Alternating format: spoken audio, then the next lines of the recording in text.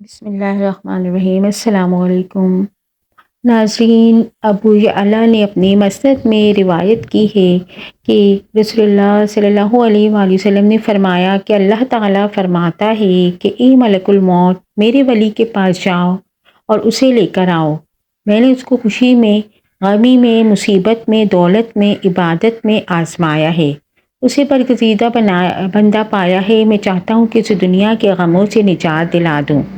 تب ملک الموت 500 ملائکہ کے ساتھ چلتے ہیں۔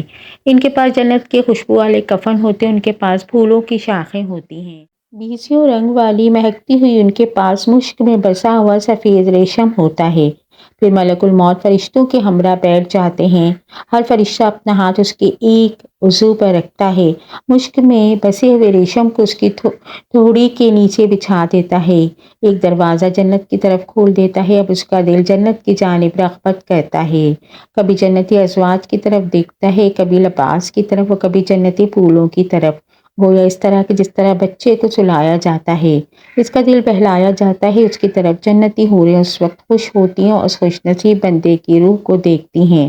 فرشتہ کہتا ہے کہ اے پاک نفس، اچھے درختوں، ان کے دور دراز سایوں اور بہتے ہوئے پانیوں کی طرف چل۔ ملک الموت اس پر ماں سے بھی زیادہ شفقت کرتا ہے، کیونکہ وہ جانتا ہے کہ روح اللہ کے نزدیک محبوب ہے، اس لیے وہ اس پر نرمی کرتے ہوئے خدا کی رضا چاہتا ہے۔ پس اس کی روح اس طرح نکالی جاتی ہے جس طرح آٹے سے بال۔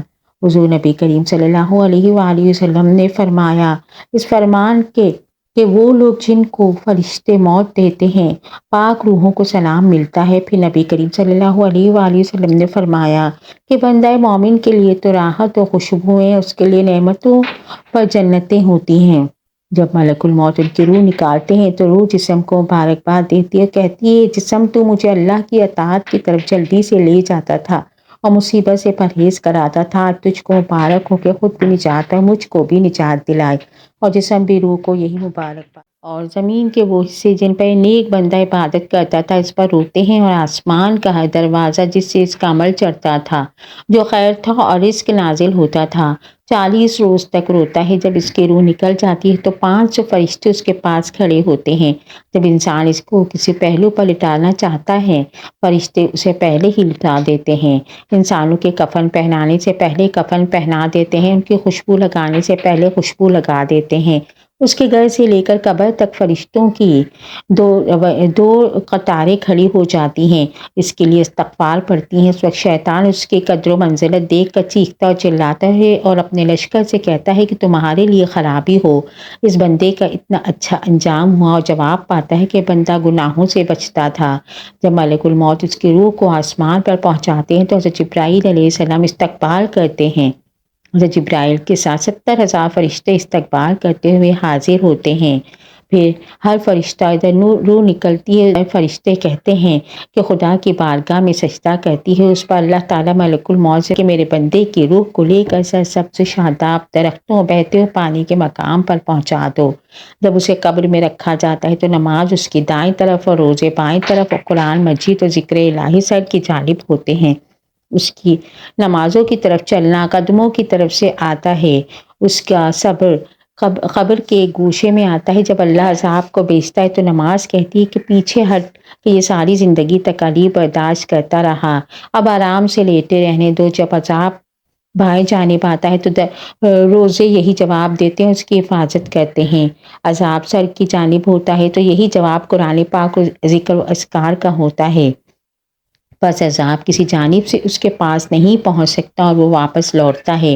اس وقت صبر تمام اعمال سے کہتا ہے کہ میں اس لیے نہ بولا کہ اگر تم سب عاجز ہو جاتے تب میں بولتا، اب میں اس کے لیے پلسرات پر اور میزان پر کام آؤں گا۔ پھر اللہ تعالیٰ 2 فرشتوں کو بھیجے گا جس کا نام منکر نکیر ہوگا۔ ان کی نگاہیں اچک لینے والی بجلی کی مانند، آواز کڑکدار بجلی کی طرح، دانت سینگوں کی مانند، سانسیں شعلوں کی مانند، وہ اپنے بالوں کو رونتے ہوئے چل کر آئیں گے۔ دونوں کے کندھوں کے درمیان عظیم فاصلہ ہوگا، سوائے مومن کے ان کے دل میں کسی کے لیے مہربانی اور رحم نہ ہوگا۔ ان کے ہاتھوں میں ایک ایک ہتھوڑا جس کو سارے جن و انس جمع ہو کر اٹھا نہ سکیں گے۔ وہ آ کر مردے سے کہیں گے کہ بیٹھ جائے گا، اس کے کفن کے کپڑے اس کے بدن سے گر کر نیچے آ جائیں گے۔ وہ اس وقت سوال کریں گے کہ تمہارا رب کون ہے، تمہارا دین کیا ہے، رسول کون ہے؟ بندہ مومن کہے گا کہ میرا رب اللہ تعالیٰ ہے، میرا دین اسلام ہے، میرے رسول حضرت محمد صلی اللہ علیہ وآلہ وسلم ہیں۔ اس پر وہ کہیں گے کہ تو نے سچ کہا۔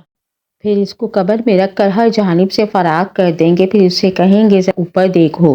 اب جو بندہ دیکھے گا تو جنت کی طرف دروازہ کھلا ہوا ہوگا۔ پھر وہ کہیں گے کہ اللہ کے ولی، جنت میں تیرا مقام ہے کہ تو اطاعت خداوندی میں رہا۔ خدا کے رسول صلی اللہ علیہ وآلہ وسلم نے فرمایا کہ بخدا اس وقت بندے کو ایسی فرحت ہوگی کہ اسے کبھی نہ بھولے گا۔ اب اسے کہا جائے گا کہ ذرا نیچے کی طرف دیکھو۔ وہ دیکھے گا کہ جہنم کی طرف ایک دروازہ کھلا ہوگا۔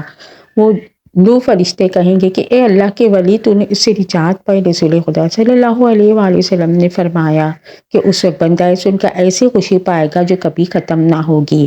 اس کے لیے جنت کے 70 دروازے کھولے جائیں گے جن سے جنت کی ٹھنڈی ہوائیں، خوشبوئیں آئیں گی، اور یہ اس وقت تک قائم رہے گا کہ اسے حشر کے دن قبر سے اٹھایا جائے گا۔ حضور صلی اللہ علیہ وآلہ وسلم نے فرمایا کہ پھر اللہ تعالیٰ فرماتا ہے کہ اے ملک الموت، تم میرے دشمن کے پاس جاؤ، اس کو لے کر آؤ۔ میں نے اس کے رزق میں کشادگی کی، اسے نعمتوں سے نوازا، لیکن وہ میرا شکر کرنے سے ہمیشہ انکار کرتا رہا۔ آج اس کے لیے بڑا دن ہے۔ اس پر ملک الموت اس کے پاس بدترین شکل میں پہنچتے ہیں۔ اس کی 12 آنکھیں ہوتی ہیں اور جہنمی کانٹوں کی سلاخیں اس کے پاس ہوتی ہیں۔ ملک الموت کے ہمراہ 500 فرشتے اس طرح آتے ہیں، ہر ایک کے پاس تانبا جہنمی چنگاریاں بھڑکتے ہوئے کوڑے ہوتے ہیں۔ ملک الموت یہ خاردار سلاخیں اس منکر اور کافر کو اس طرح مارتے ہیں کہ جڑ تک اس شخص سے رگو پے میں داخل ہو جاتے ہیں۔ پھر ان سلاخوں کو سختی کے ساتھ موڑتے ہیں تو اس کی روح اس کے قدموں کے ناخنوں سے نکلتی ہے۔ اس وقت خدا کے دشمن پر بے ہوشی طاری ہو جاتی ہے۔ فرشتے اس کے چہرے پر کوڑے مارتے ہیں اور مارتے مارتے اس کے حلق تک آ جاتے ہیں۔ پھر وہ گرم تانبے اور چنگاریاں اس کی ٹھوڑی کے نیچے بچھا دیتے ہیں۔ پھر ملک الموت فرماتے ہیں ملعون گرم پانی اور گرمی کی شدت کی طرف چل۔ جب ملک الموت روح نکال لیتے ہیں تو روح جسم سے کہتی ہے جسم، اللہ تجھ کو میری طرف سے بدترین سزا دے، کیونکہ مجھے مصیبت کی طرف تو ہی لے جاتا تھا اور نیکی سے پیچھے رکھتا تھا۔ تو خود بھی ہلاک ہوا، مجھے بھی ہلاکت میں ڈالا۔ جسم بھی روح سے یہی کچھ کہتا ہے۔ زمین کے وہ حصے جن پر وہ نگاہ رکھتا تھا لعنت کرتے ہیں۔ ابلیس کے لشکر ابلیس کو خوشخبری دیتے ہیں کہ انہوں نے ایک آدم ذات کو جہنم رسید قرار دیا ہے۔ جب اس کو قبر میں رکھا جاتا ہے تو اس کی قبر کو تنگ کر دیا جاتا ہے، حتیٰ کہ اس کے ایک طرف کی پسلیاں اور دوسری طرف نکل جاتی ہیں۔ پھر اللہ تعالیٰ اس کے پاس سیاہ سانپ بھیجتا ہے جو اس کو ڈستے ہیں۔ پھر خدا کے 2 فرشتے آ کر اسے سوال کرتے ہیں کہ تیرا رب کون ہے، تیرا دین کیا ہے، تیرا نبی کون ہے؟ وہ جواب میں کہتا ہے کہ مجھے معلوم نہیں۔ فرشتے کہتے ہیں کہ تو نے اس کو جاننا نہ چاہا۔ پھر اس کو ایسے گرز مارتے ہیں کہ قبر میں چنگاریاں اڑتی ہیں۔ فرشتے کہتے ہیں کہ اوپر دیکھو۔ جب اوپر دیکھتا ہے تو جنت کا دروازہ نظر آتا ہے۔ فرشتے کہتے ہیں کہ اگر تو اللہ کی اطاعت کرتا ہے تو تیرا یہ مقام ہوتا۔ حضور نبی کریم صلی اللہ علیہ وآلہ وسلم نے فرمایا بخدا اس وقت اس کے دل میں ایسی حسرت پیدا ہوتی ہے جو کبھی نہیں ہوتی۔ پھر اس کو جہنم کا دروازہ کھول کر دکھایا جاتا ہے اور کہا جاتا ہے کہ اے اللہ کے دشمن، نافرمانیوں کی وجہ سے اب تیرا یہ مقام ہوا ہے، اور 70 دروازے جہنم کے کھول دیے جاتے ہیں جن میں گرمی اور باد سموم آتی ہے، اور یہ سلسلہ قیامت تک اسی طرح جاری رہے گا۔ حاکم نے سعد بن ابی وقاص سے روایت کی کہ نبی کریم صلی اللہ علیہ وآلہ وسلم نے فرمایا کہ کیا میں تمہیں وہ اسم اعظم بتا دوں جو یونس علیہ السلام کی دعا تھی، لا الہ الا انت سبحانک انی کنت من الظالمین۔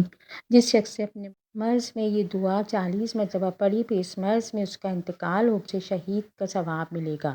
اگر تندرست ہو گیا تو گناہوں سے پاک ہو گیا۔ اللہ پاک سے دست ادب دعا کرتے ہیں کہ اللہ تعالیٰ ہمیں نیک عمل کرنے کی اور ہمیں دین پر چلنے کی توفیق عطا فرمائے، آمین۔ اگر میری ویڈیو پسند آئی ہو تو اس کو لائک، شیئر، سبسکرائب کیجیے۔ جزاک اللہ۔